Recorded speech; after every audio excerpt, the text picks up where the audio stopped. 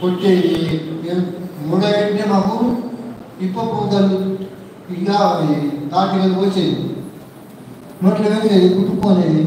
అప్పుడు మా ఊళ్ళో ఎవరో చుట్టాం అవన్నీ ఈ తరం వాళ్ళు ఏమైందని పోయేది. అయితే మా సమకాలీకులు మా పెద్దలకు మాత్రం వాళ్ళ హంతకులేరు, ఆత్మహత్య చేసుకున్నారు, నేరస్తులు కూడా అయ్యారు. కానీ మా ఇంట్లో ఏమన్నారంటే ఈ పద్ధతి కాదు మేము కాలేదు. అయితే ఇంతవరకు మనకు అర్థమైంది, మన పిల్లల్ని తాగనిస్తలేము, వ్యభిచారం చేస్తలేము. అది సరిపోదు, అది మెట్టే, అది తంతే, అది స్టెప్పే. ఇది సమాచారం అంతా ఒక మెట్టు.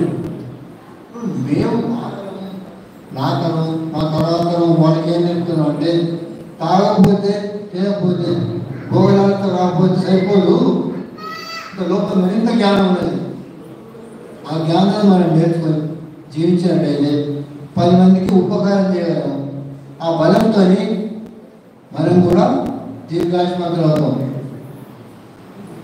అని మనం భగవద్గీత అధ్యయనం డెవలప్ చేసాం కదా.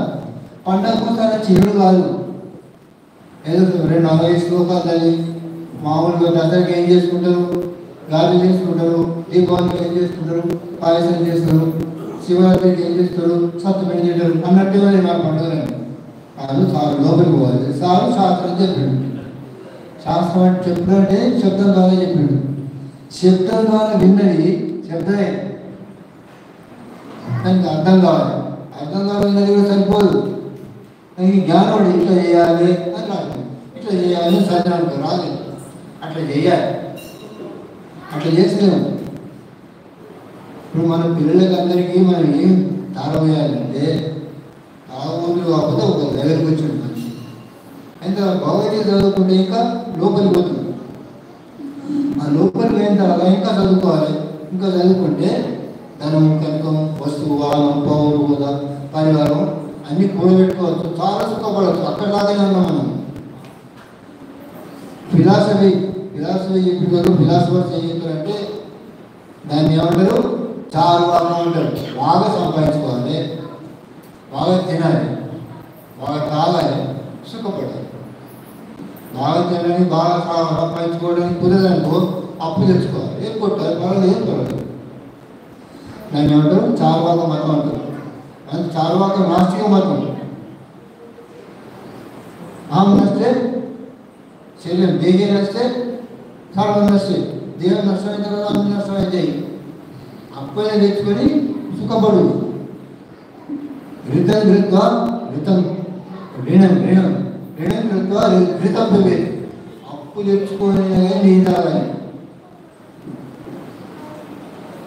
శరీరం పెరిగితే నేను పెరిగినట్టు, శరీరం చస్తే నేను చచ్చినట్టు.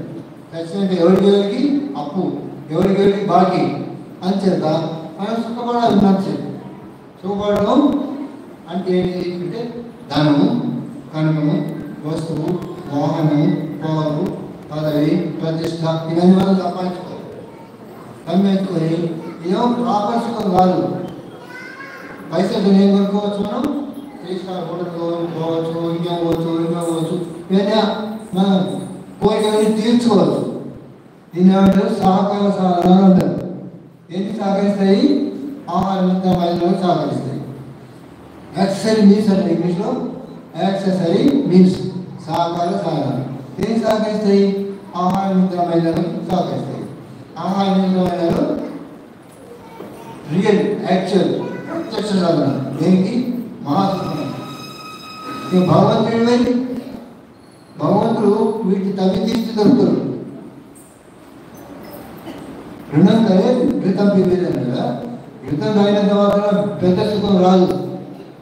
అది మనం పేదలో వేసాం, ఊరు పెరిగింది, ఊరు సంపన్నమైంది, మన సంపన్నమైంది, గింతే అనుకున్నాం.